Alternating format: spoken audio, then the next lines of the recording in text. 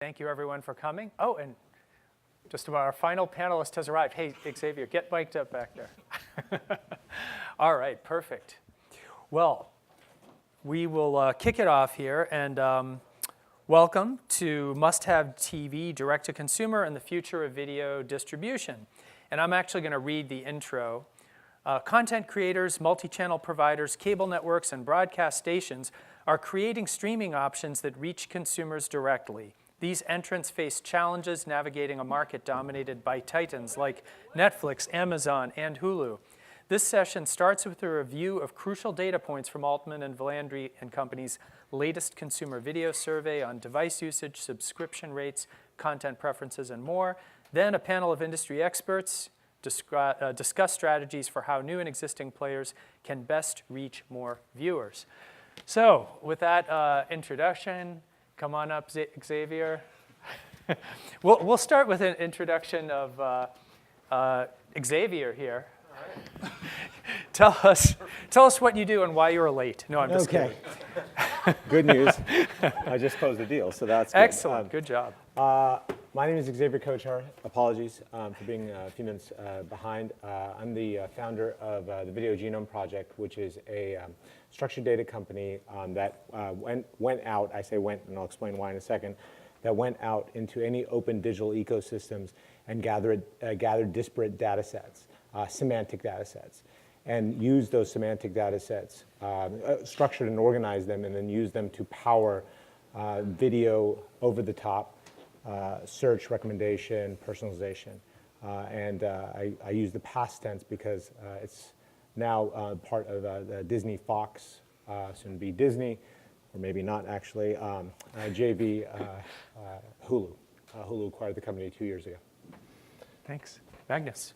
I'm Magnus Svensson. I work for a consultancy company in Stockholm, Sweden called IBM Technology. We're independent technology strategy experts within streaming media. So we have about 20 plus streaming experts that is helping mainly the Scandinavian customers with streaming expertise. And we're also a proud organizer of a streaming tech conference called Streaming Tech Sweden. It's in Stockholm, 7th of November. It's the third year we're running it. Great. Louis. Hey everyone, I'm Louis Gump with NewsOn. NewsOn has a very simple vision, and that is to provide instant access to local news for everyone. We work with 173 TV stations in 116 markets in the US, covering about 84% of the US population. And we work with 16 TV station groups in the US, which, as many of you can appreciate, is an accomplishment in and of itself. The basic idea of NewsOn is that we're an app. You can press a button on a phone, a tablet, or a connected TV device, and you can get a local news broadcast live or on demand for the location you care about. Sounds good. I'm Joseph Lerner. I'm with Zumo. Without using a ton of acronyms, we're a AVOD OTT software that works with digital brands to aggregate their content into a TV-like viewing experience. We're natively integrated into smart TVs, as well as exploring other distribution partnerships, but ultimately provide digital brands the ability to deliver their content just like a broadcast TV network. Great. And Suzanne. Suzanne Rainey, and I'm with Jump. We're analytics for video services. Netflix, Amazon, and Google are masters of data. Until now, there hasn't really been an easy-to-use and affordable solution. We're using machine learning, deep learning, and natural language processing to provide 3 areas. Business intelligence, where we have beautiful KPIs that are presented in a dashboard, and advanced analytics, where we use churn prediction and clustering, and also recommendation engine. And then we take the data and insights that we've learned from those areas and use it in marketing automation so you can immediately send marketing messages to your consumer. We have, where clients include Fox, PCCW, and also American Mobile, and we have just launched in the US. We're based in Spain. Great. All right. Well, glad to have such excellent panelists today. And the way we're going to kick this off is I'm with Altman Valandry. We're a strategy consulting firm. And every year, we conduct an annual consumer video survey. And I'm going to show about 10 slides from that survey. And then we're going to use that as a way to stimulate discussion with the panelists. So just want to let you know I'm going to be talking for about 10 minutes or so, and then we'll have a panel discussion. So this video survey that we've done, now this coming summer is going to be the 9th year. And I'm sharing results largely from last summer's survey, the 2017 survey. And we cover a wide range of topics, including, you'll see some slides here on individual programs. So we've done work in the past quantifying the likely take rate of various video offers depending on the channels and the price points that are in those offers. Then we said, well, the channels paradigm is eroding to some extent. Let's do a deep dive on individual program titles. Not so much for this sports and news, although we do have one slide on that. But you'll see how usage and interest varies dramatically by audience. So one of the things that has happened in the industry, as you're all familiar with, is when we say how often do you watch TV shows and movies from paid online subscription services, so these are the SVOD services, Hulu, Netflix, Amazon Prime, you can see how age-driven it is, and it's nearly 3/4 of those under 35 watching on a daily or a weekly basis, and a significantly lower percentage of older consumers, although this number continues to grow every year in those segments as well. We also asked about number of unique programs people follow in a given week. And you can see the vast majority of people in any age segment are following 1 to 3 programs in a given week. But then there are some consumers who are following 10 or more in a given week. So there's a wide range of engagement with respect to programs and the number of programs people are interested in. And as you saw in the previous slide, younger audiences tend to be more engaged, watching more shows, using more services. Older consumers at 55 plus, nearly 1/4 of them say none. I'm not following any programs in a typical week.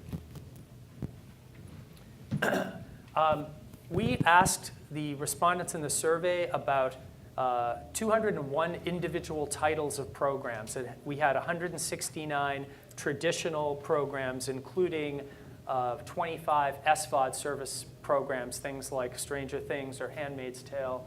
And we also had 32 made-for-digital titles. This would be ranging from influencers like Jenna Marbles to other services like those on Crackle, et cetera. And we asked of those 201, how many of these are must-haves for you, how many are somewhat interested, and how many not interested. And again, age matters a lot here. The 25 to 34-year-olds are, must-have number is 33, whereas for 55 plus, it's only 13. So this is very typical. Again, we see much more engagement, and that 25 to 34-year-old segment is where it really peaks. And just to give a sense of how hard it is to design a service that has broad appeal, when you look at different age ranges and the top 30 shows for each of those age ranges, probably hard to see in the back, but there are titles listed for each age range. And there were some, like Game of Thrones, that has pretty high appeal across all age ranges. But then the highlighted ones in yellow don't appear in either of the other segments. So we've got 18 to 24, 25 to 34, and 35 plus. And for 35 plus, it's roughly half of them that are shared in common with other age ranges. So the moral of the story here is if you're designing a service to have broad appeal, keep in mind you're going to need a wide range of programming and targeting more niche audiences, whether it's by age or the other thing is by gender. Here are the top programs for men and women aged 25 to 34. Lots of them, more than half, are not common across male-female. So, and it's unfortunately very stereotypical as you'd expect. More cooking shows and things that appeal to women on the right, and men tend to be more kind of action-oriented things. So it's again, when you're thinking about a service and what audience you're targeting with it, you have to keep in mind age, gender, and other segmentation variables. Speaking specifically about sports and news, both categories have a higher interest in older audiences than younger audiences. And you can see women are relatively similar in their interest for news compared to men across both age ranges. Where you see a really big difference is female interest in sports, quite a bit lower than male, not surprisingly. And then again, younger men and women have less interest than older segments do in both news and sports. Now, one of the things we're going to talk about on the panel is challenges with video delivery. And despite all this usage of SVOD and other over-the-top services, when we ask how often do you have problems with streaming TV shows and movies, buffering, et cetera, quite a few people say that they have issues. So half the time or more frequently, you can see it's almost a third or so, or a little more than a third of people in younger age ranges that have problems. And then very few people who actually use these services say they don't have problems. So still figuring out the technology here, getting it right. And this is clearly one of the barriers to broader adoption of online video. By the way, if you want a copy of these slides and others, give me your card after the session. I'm happy to send them to you. And then this is probably one of the most indicative slides of how the industry is changing. When you ask people, when you don't have a plan for what you're going to watch, what do you turn to? Traditional TV, whether it's cable or broadcast, or online sources? And there's a dramatic difference by age ranges here. More than 70% of those 18 to 24 turn to online sources versus traditional, whereas for older consumers, it's only about a third that turn to online. But this is changing dramatically across all age ranges. When you look at this year over year, it's growing very significantly and shifting toward online.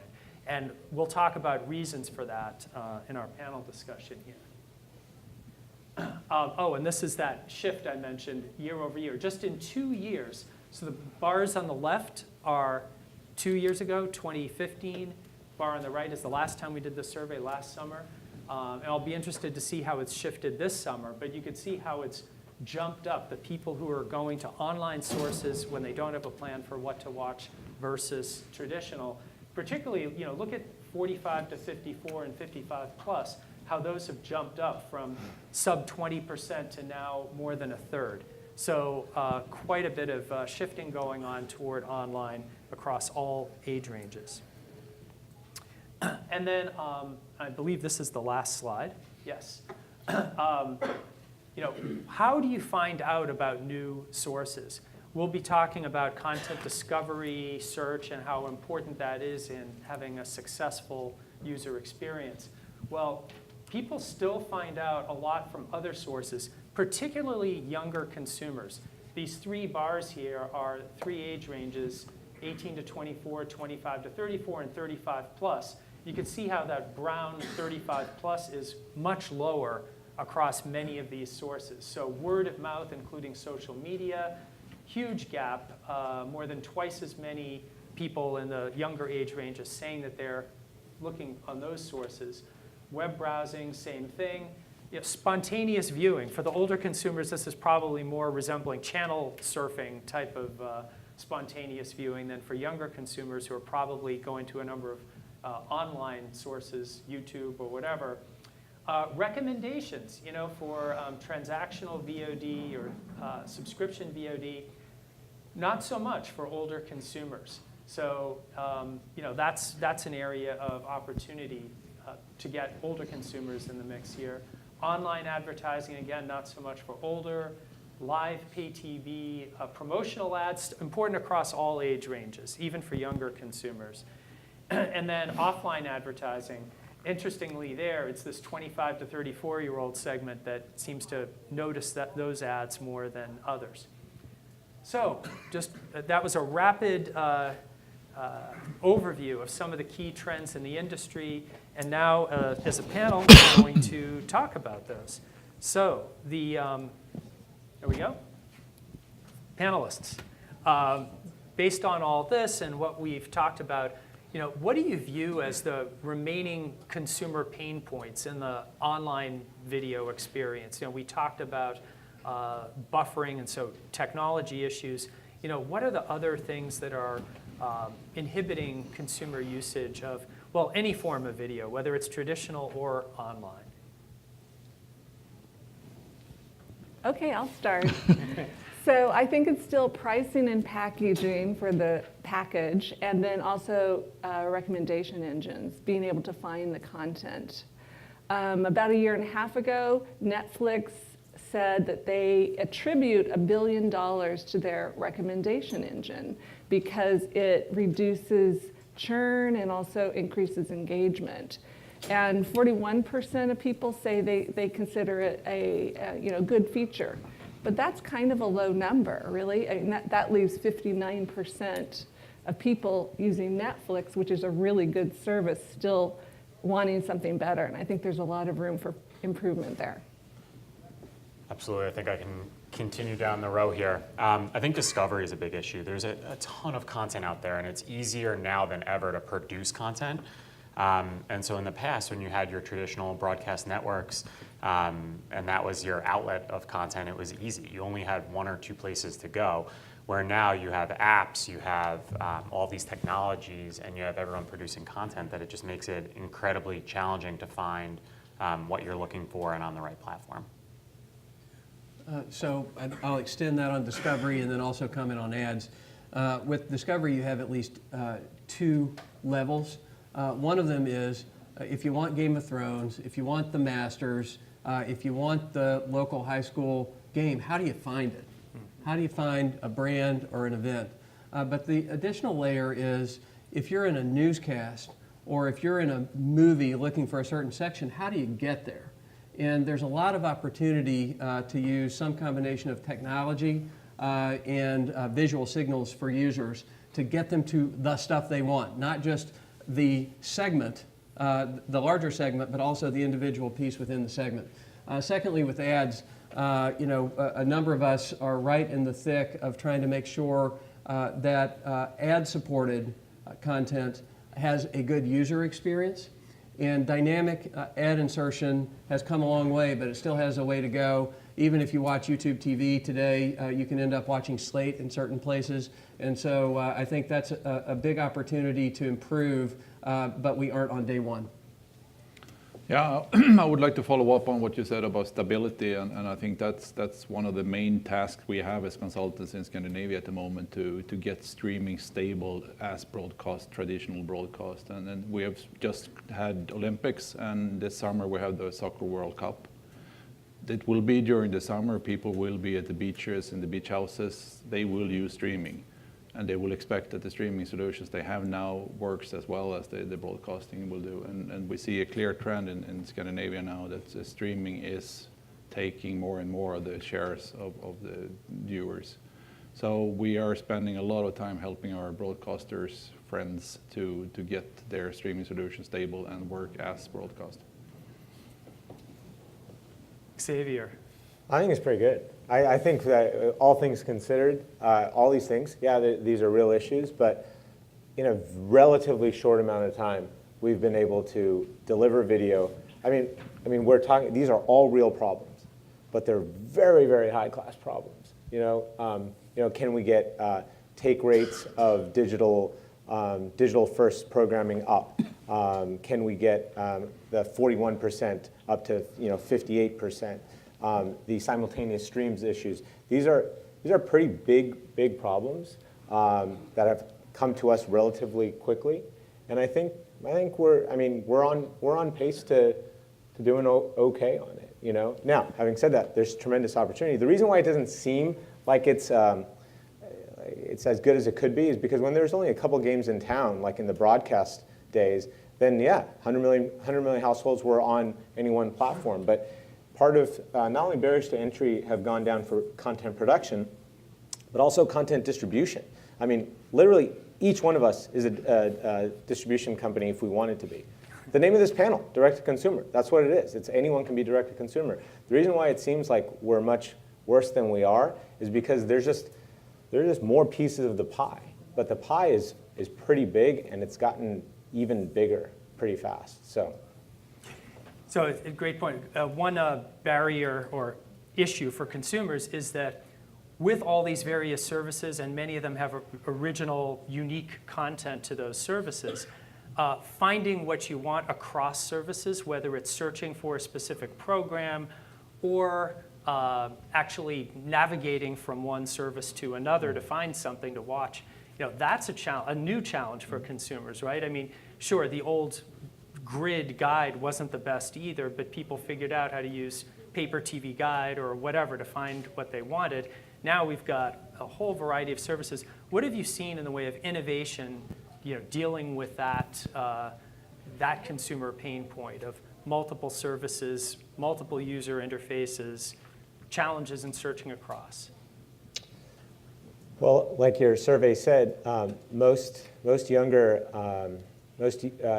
viewers, when they want to search for something, my guess is most people in this room do it the same way, which is across platform. If there's something within closed system, you'll obviously try the closed system search. But if not, if you're kind of familiar with it, or you want to watch a general type of thing, or you knew an actor, or you knew kind of a plot line, where do we go? No, not a trick question. Google, right? We go to Google, right? So, and the reason is because a lot of it is well, two things. One, because any universal search or discovery needs to get into closed platforms, and most of the money is made by closed platforms. So Amazon, Apple, Netflix, Hulu, et cetera. And they actually don't share. There's some people over there. They actually don't share metadata, right? The reason why Google is able to grab, kind of glean a lot. The reason why Google search is so great is because it takes publisher metadata, and publisher metadata is much easier to get because it's on the World Wide Web, and it gets it across. That's one way. I also think you brought the point up about the grid. We tried this. We tried this in a couple of places with a couple of big MVPDs and OTT platforms. We're getting there, but we're not quite 100% ready to get away from the grid, or at least something like the grid. We played around. Maybe you guys know when we launched the Hulu Live, the linear channels last summer. We played around with no grid. Oh, that didn't work. I mean, it was beautiful and it was personalized, but some people just kind of need the familiarity of that. Mm-hmm. So right now, but having said that, if there is metadata to gather, and if you can gather metadata within these, not within, but like kind of signal metadata across the closed platforms, you will get a pretty good universal search. Yeah, I just wanted to follow up on metadata because I agree with this. The metadata will be the key to content discovery, and I've seen a couple of examples of presentations here at this show that there are machine learning AI that can help anyone with content to produce metadata the same way. So what I think we're lacking is alignment and standardization around metadata and where to find metadata and how to publish metadata. But without good metadata, there is no search algorithm or any portal that will help you find the content if the content doesn't come with metadata. Since we're focused on kind of some of the discovery and technology aspects in those comments, I'll look in a different direction. That is content. There is a proliferation of new content. I was walking by the New York Public Library yesterday. Imagine trying to read all the volumes, even in a single room of the New York Public Library, right? That's kind of what it's like right now to try to consume all the content that's coming out, some of which is very good. And so I perceive that in addition to the various innovative services, and there's a reasonably long list of those, There's a lot of experimentation and a lot of expansion in the content across genres and also across platforms, and for that matter, even when you look at the length of the content. Great. Yeah, and I think you made a ton of good points, and we were talking a little bit earlier. Discovery is really challenging, and we've kind of made that point across the board. When you go from the grid into apps, and you're in these platforms with thousands of apps versus flipping through thousands of channels, it becomes an issue. And so there's technologies that help make those recommendations. And kind of going to some of the conversation we had before about those technologies is they're going to continue to improve. And that personalization, I think, is really going to help consumers find what they're looking for in the right places. Yeah. Yes, and I would say, since we're talking about Google and I guess TiVo's or Roku's universal search, those are the latest innovations. There's a lot of work that still needs to be done, but there is a lot of great content, and I think it's our job to help them to find it. Yeah, to that point on universal search, and we've been tracking this in our survey every year, the use of voice as an interface is remarkably, I mean, as a personal user of Comcast X1, which is who serves our town, it's really changed how we use the guide. We don't use the guide, really, or I don't. Right. I just speak into the remote and it takes me to whatever channel I want, the Red Sox game, or to Stranger Things, or whatever it is. And it's really efficient, much less painful than navigating through all the various visual guides. So, we've been speaking about content at Lewis. We had that slide up there around local. Let's talk a bit more about how local fits into the overall user experience. So there's no less interest in local news, weather, sports, entertainment now than there ever was. There are just more ways to get to it, and so it's a more fragmented audience today. In your slides, I made some notes on the numbers, and basically if you average out the age groups in terms of interest, there's 60% of the people who are streaming who are interested in consuming local news in this way. And so what we have is a very large audience. One of the challenges, and it's consistent with the comments up to now, is discovery. If you're using Roku, if you're using Amazon Fire, if you're using Apple TV, or you name it, it's a lot easier to find a national news source than a local news source today. Obviously, News On has an opinion about how to make that happen, but regardless, I think we as an industry, as a local news and information industry, first, you need to show up at the party. And for anybody who's not there with their own products today, it's a pretty good exercise to ask why not. Maybe there's a good reason, but in general, this is a big part of the future. And I want to do a small digression to the definition of TV. Because, underlying a lot of the conversations that we have along the lines of this panel, it's like, what the heck is TV anyway, right? And a lot of people define traditional TV as watching long-form video in a box that is fixed to a wall, right?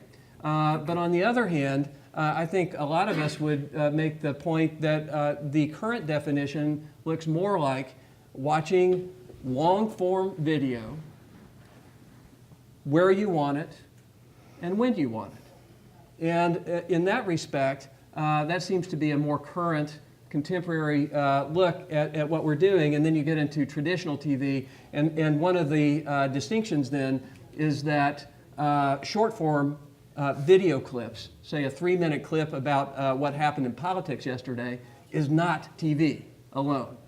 You can have an argument, you can stitch them together and make a long one and make it TV, but a single one is not TV. Pretty much anything else that's long form, any place you want it, could be TV. So then when you look at local, how do you set that up across the platforms?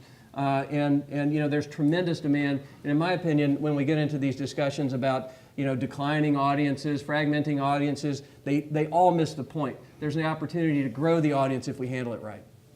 Yeah, I think we should also define local here, because like Xavier said, everyone in this room can be a content producer. So local is not tied to a region or a city. It could be a neighborhood. It could be your kids playing soccer. It could be anything. So local is a new definition of individual, I would say. Anyone has pretty good content can publish it if they have the right means. Technology is there. Yeah, and I think your point about going to the party is a good one. And Tegna has a new program called Daily Blast Live. It's like Good Morning America, and they make it available on all their stations live, along with on Facebook and YouTube. I mean, I think there's a lot of different points here. I would argue back and forth when you start defining what TV is. Is TV the content length, or is it what screen it's viewed on? Right? Because from an advertiser perspective, you want to be on the largest screen in the house. You want to be on the TV, whether it's in a 3-minute piece of content or a 30-minute piece of content. It's still the largest viewing experience. Going back to all the local news outlets, like you have Tegna, you have the Weather Channel with Local Now. There's such an opportunity for local news outlets when you're talking about IP data being passed and understanding where your consumer is versus a traditional cable box, to be able to deliver that hyper-local news, travel, weather, local restaurant recommendations, and we're seeing that start to advance. And I think that that's a really good user experience and a huge opportunity for local outlets. What are some examples there, Joe, as we're seeing this advance? What any particular providers that come to mind there? Well, I mean, in terms of like the space that we're in, we work with the Weather Channel, and they have a product called Local Now, which they curate local news, local weather, even something as simple as like in New York, you can see the traffic cameras across the streets, and the experience that you're getting downtown is different than what you're getting up in Westchester. So I think there are companies that are taking advantage of that. And like you mentioned, Tegna does something very similar. And what platforms, what's the consumer experience like there? Is it an app? Is it available on the wall on a TV? Like how do you interact with that? For sure, and I think it's really where the consumer grabs it from. For us in particular, we're integrated into smart TVs, and so not to make this about Zumo, because the sales pitch is not something that I want to go towards, but we're natively integrated into smart TVs. So as a user is flipping through, going through that grid system, they natively discover channels, and one of those channels, and multiple of those channels, are local news feeds. So they're viewing it in their living room, in their bedroom, on a TV screen. It's also accessible on PC and on mobile and through apps, but really I think there's still a ton of value in going that traditional route, that traditional TV route when you think of broadcast and cable networks. So you brought up advertising earlier, and as a pain point. Let's talk about that a little bit, and the online advertising experience versus traditional. There's a lot of often there can be, let's say, streaming issues with ad insertion. There's targeting opportunity, but often that's not taken advantage of in video. There's repetition, there's ad loads. Where are we going with advertising in the OTT space, and what can be done to improve that experience? For sure, I think that's why we're all here. I think that the technology is incredibly important. And the technology is improving drastically daily, I would say. I think that us in particular, we're really concerned with our user experience, and being a company that's 2.5 years in, we're still hyper-focused on that. So obviously, while we want to monetize the platform, we want the user experience to continue to allow us to grow our customer base. I think it's something that as content producers, content distributors, we need to be hyper aware of it, because there are so many different ways that consumers can access content. And going back to the acronyms, whether it be through SVOD, where you're paying for it and there are no ads, and then you have to start thinking about product placement and other ways to monetize the content, distribution deals. And then you go to like AVOD platforms where they are ad supported, and what model do you take? How many ads can you put in a pod before it becomes overwhelming and you start having user drop off? And that's where we work with companies like yours to ensure that the experience is positive. And so it's a constant battle and a back and forth of balancing monetizing content, monetizing platforms versus delivering the type of experience that a user wants. Picking up on that, you can also, for anybody who's a recovering consultant, you can draw a 2x2 And across the top, you can have live and on demand. And down the side, you can have client-side and server-side ad insertion. And then you have a discrete set of problems to solve for each one of those. Right now, to the point, let's assume for a moment that most of us want to have a great user experience, because if you don't have a great user experience, then you're not going to keep the viewers. Okay, so let's start with that assumption. But once you get there, the next question is, so how do you generate enough revenue in an ad-supported video-on-demand service that you can sustain it over a significant period of time? We're having some experience that suggests this is actually a very attractive business model. I know a lot of other people that we've spoken with are seeing the same thing, but it takes some pretty heavy lifting. And our experience is that we haven't yet found a single company that believes that they've completely solved this. And we've talked with a lot of folks in the space. And so I would wrap up this part of it with an observation about the waves of platform development that we've seen. So let's assume for a moment that there isn't such a thing as a year of the web, a year of mobile, and a year of OTT. Rather, it's just kind of a continuum, but at a certain point, you're pretty sure that it's for real. You could argue that about 20 years ago, we hit that point for web. And you could argue that about 10 years ago, in 2008, with the iPhone App Store and Android Marketplace, that you started seeing it on mobile. I would argue that what we're seeing with OTT is that we're hitting it about right now.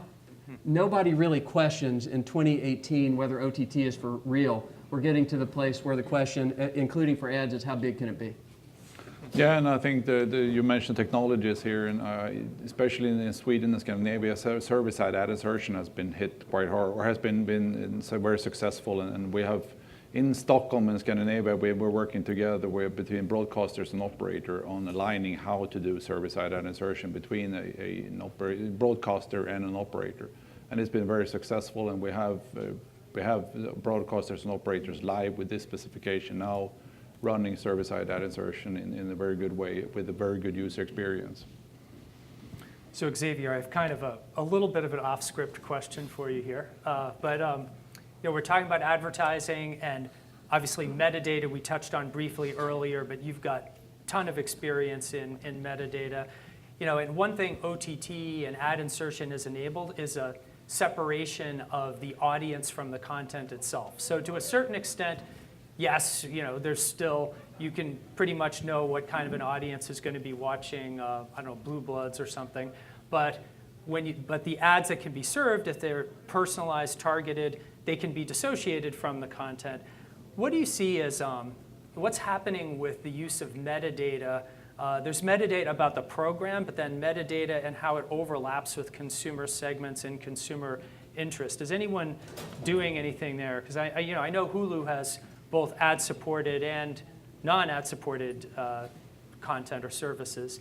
And what do you think the future is with metadata in supporting monetization? So the question is separating out targeted advertising as it relates to within content versus to audience segment. Well, I'll tell you, it wasn't helpful what just happened on the Hill with Facebook, because that's, sort of the best in the business has been Facebook and Google, and Facebook probably a little more in a, Google still, but Facebook more. You could see the distinction because you had content, at least with Google, when they targeted you directly, it kind of got all mixed and jumbled up because you were using their products. On the Facebook platform, it was content, and then boom, there's an ad that kind of has nothing to do with the content, but wow, it's somewhat relevant to me, that game has been going on for several years. I think the public has just realized how deep that game is. And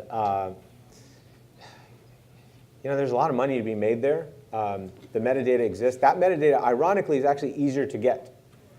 Ironically, that the metadata on us is easier to get because we leave metadata everywhere, and not just the kind that we leave and we don't consent. I'm talking about the kind we consent.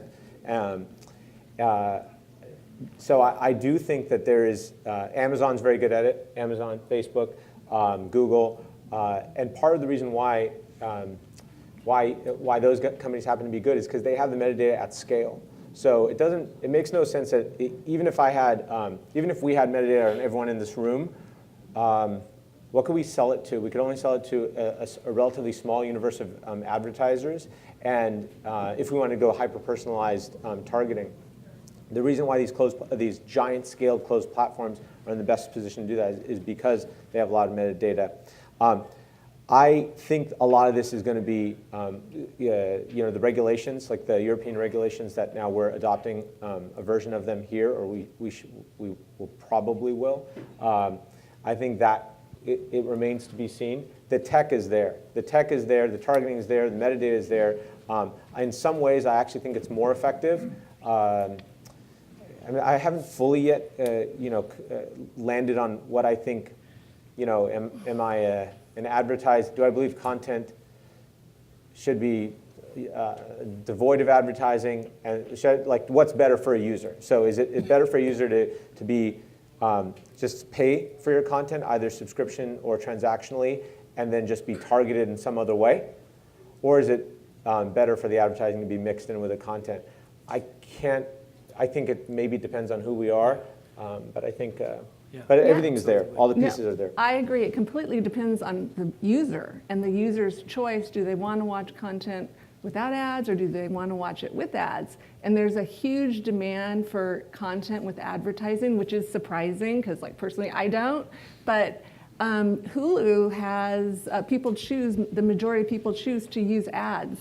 I think everybody wants to watch content with no ads. It's just if no one wants to pay. So that's but I actually think I think that people are becoming cognizant of it's a choice and I can pay. But there's a third choice, which is you don't have to pay for the content because you'll pay with your data. And that's that before it used to be pay for, here, you get this content for free, but watch the ads in the middle or integrated, or pay for the content. Now there's those two, and the third, which is don't pay for the content, and don't worry about it. We got your data. We'll figure it out some other way. So, and I think that one, that's the rub. You'll get served an ad in some other platform. I think that's Or you don't mind giving up your data. Yeah. Yeah. Well, I think that's, for some people, that there are probably different segments for all these. And for some content, having if you want to call them interruptions or whatever, is probably not that bad a thing, right? But for other, if you're watching a long form movie or TV series drama, you don't want ads in the middle of it if you can avoid it. One thing on the data thing. I'm so curious, and I'd love if anyone wants to chat later on today or something. I'm so curious about the data backlash, how we've all of a sudden gotten so precious with our data, like personal data. Because I will tell you from my point of view, yes, there is data out there so people can personally target me, maybe even come to my house. That's scary, totally scary. I get it, okay? But the trade-off, like for instance, I've been enjoying a whole suite of Google products for a very long time, as have probably most of you, for free. And they're pretty awesome products. But I trade them off with the data, with my data, and often personalized data. Anonymized but personalized, you can get to me. But this has been going on forever. Like credit card companies have been doing this, hotel companies have been doing this. Like literally, I tried to check into this hotel, and by the way, they're in the game now too. Like remote keys, this, that. Everybody's doing this. So for that convenience, by the way, of just not having a key, but just using an app to open the door, I have to sign away my life, right? Which, ironically, because I'm not a big time freaking member here, I had to check in anyway. But so my point is, why have we gotten so, I would totally take things for free because other companies have been, junk mail, credit cards, banks, everyone has been gathering data on us. I don't know, I'm baffled by it. I agree. I spend a lot of time, since I'm European, we have a law coming up the 25th of May now, and I feel like it's a little bit like Y2K. Everybody is so scared of data suddenly, and I just waiting for the 25th now, because I think the good part with GDPR and the data is that a lot of companies have structured the data. They have structured the way you can get removed, you can get erased. They have control over the data suddenly. Previously, they didn't. Otherwise, I believe the law is really good, and I think we will survive this law as well. That's a good analogy, Y2K. But hopefully, people have, their consciousness has been raised, and hopefully it's going to be sorted out without the government getting too much involved. So speaking of personalization, there are some companies out there that have experimented with personalized channels. So the content itself it's a lean back experience, right? But what do you all think of that? What are some examples of companies that are doing it well? We have done it as part of a little bit where we have spare time in our consultancy companies, where we have done a linear channel based on already ingested VOD assets. So we turned the VOD manifest into a live manifest, and we stitched that together based on your personality, based on your interest, based on your needs and what you want. And the good part with such a solution is that you don't pay more for distribution than what you did for on demand or buying a VOD or like anything like that. We still see a trend and that people sometimes just want the lean back experience of watching TV and not just have to choose every time they come home. They need to make a choice. They need to start wandering around in the content discovery to find something. A lean back experience with personalized channels based on your interests is the way that we were playing around with for a while now. Any other? I think it's all balanced, and I think there's been a lot of really good points that have been made. I think that the consumer has more control than we tend to give them credit for. I think we make a lot of decisions, and at the end of the day, their consumption habits are what drives the business forward. And so when you go back and you look at the music industry, the record labels demanded that everyone bought CDs. That for the one song that you wanted to listen to, you had to buy a record, you had to buy a CD.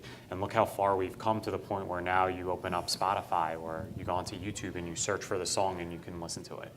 And so we're making a lot of decisions, and at the end of the day, going back to the data component is consumers now know that their data was being collected. I don't think that it was as public of how much data was being collected, and consumers benefited a lot from it, and now that they know that it's out there, they can make the decision on whether they want to continue to have it be out there. And there's a lot of things like checking into a hotel where you have to sign your life away. Like, there's a lot of things that are out of their control, but there are a lot of things that are in their control, and they can start making demands of how they want content programmed to them and how they want to consume it. And we as content producers, content distributors, technology companies will adapt to their demands. Great. Let's see if the audience has any questions. Anyone out there? Oh, yes. Is there a mic for the audience questions?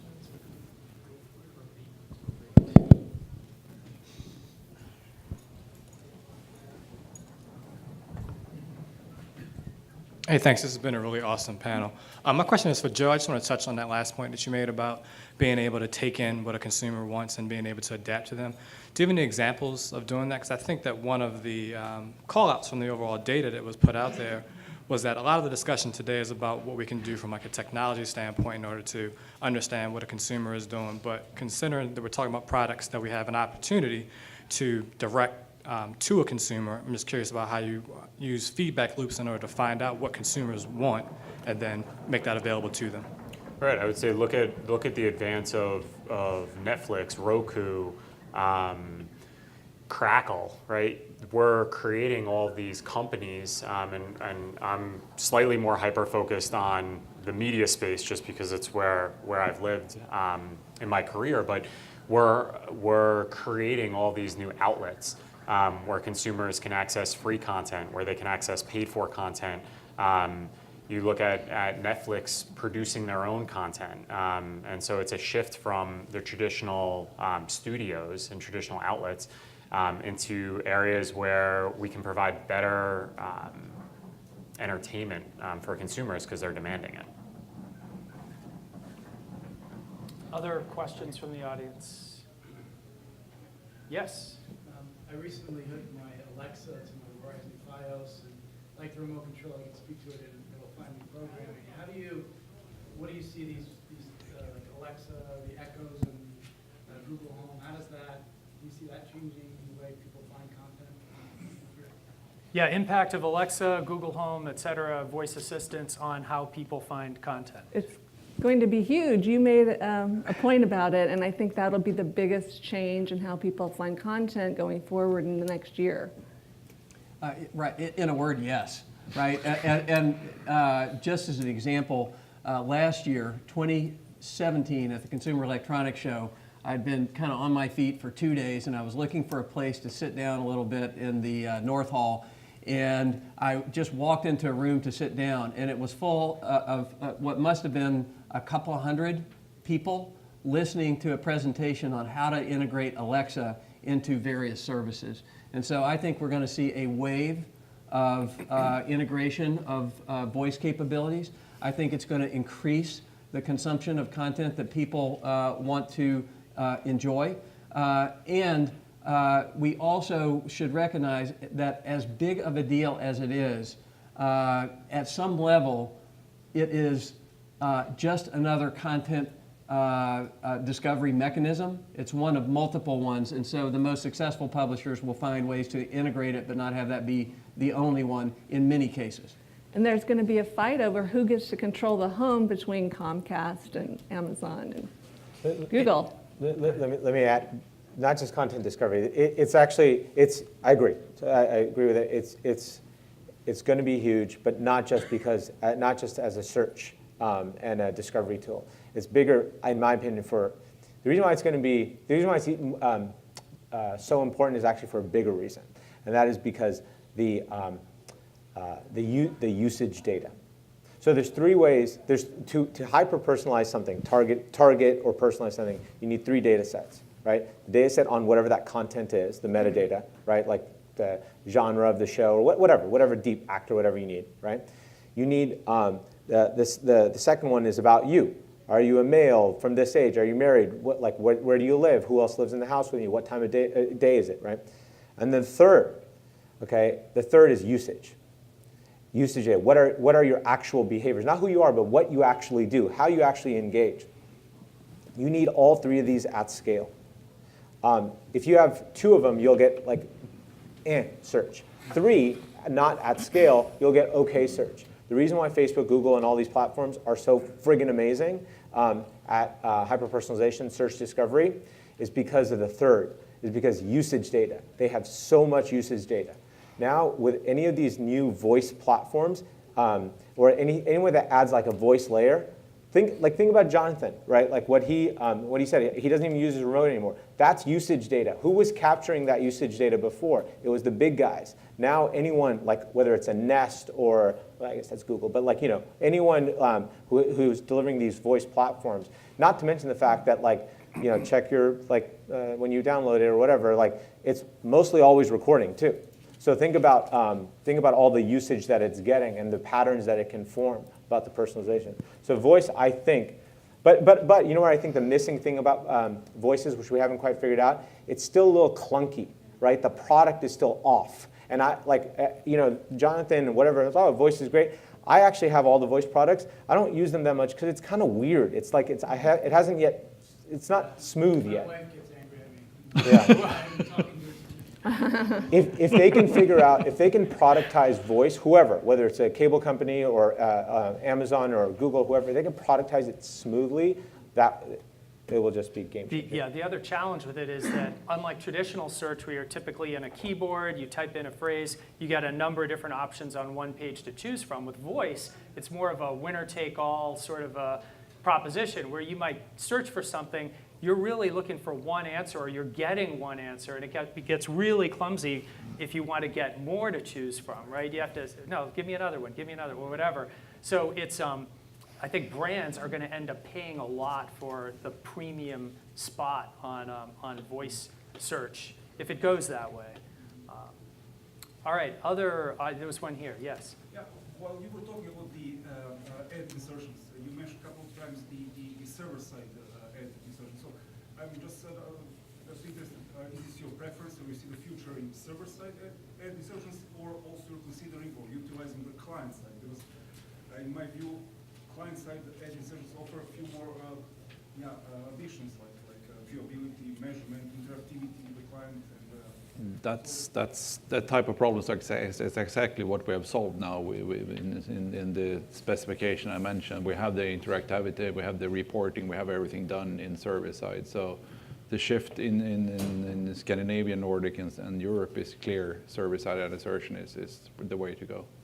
So is your specification only for Scandinavia? No, it's publicly available, and we're spreading it now from the Nordics further on, because the broadcaster would like to have the same specs used by everyone. I can send you a link if you give me your card. Yeah, please, give me the card, because from what I know, I was following the IAB specification, which is like industry standard. So is it something similar, or?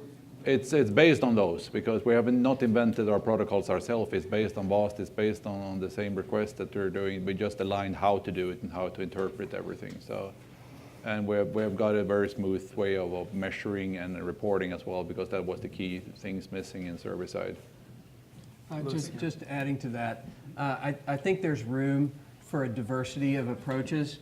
In general, most of the people that I've talked with in the industry who are working on ad insertion on some of the emerging platforms have assumed, and with good reason, that server side is the ultimate destination, right? Sometimes you have to stop at client side on the way to server side.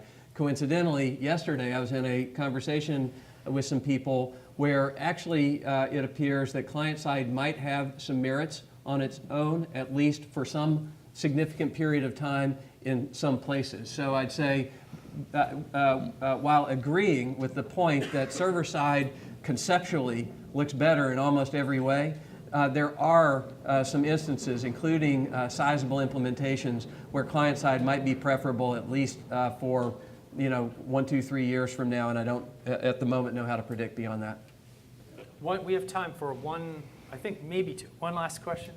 You brought up brands, just from an advertiser standpoint. Where does an advertiser begin to sort of seek scale in this sort of disaggregated market for data? I mean, obviously you've got lots more sort of micro data out there, but in terms of being able to fully get the scale that you did. The reach. Yeah, how do you get reach in this fragmented viewing environment? Well, sadly, they're talking about it on the Hill. They're talking about it's like 4 companies. First of all, just on the apps, in the App Store, like 97% of the apps are, the engagement, the usage of the apps is controlled by 4 companies.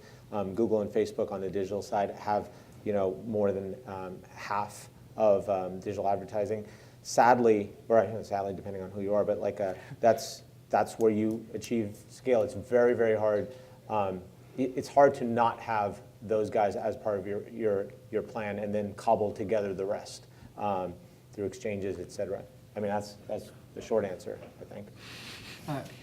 What we're finding also from the perspective of TV companies that are aggregating tens of millions of users and acknowledging the powerhouses that Facebook and Google are, among others. The traditional TV business, traditional in quotes, kind of broadly defined, actually sees some growth opportunities in the emerging platforms, depending on the definition of what TV is, right? But let's assume for a moment that OTT today is somewhere, it's discrete, but it's an extension of a TV audience in lots of ways if you look at the user behaviors.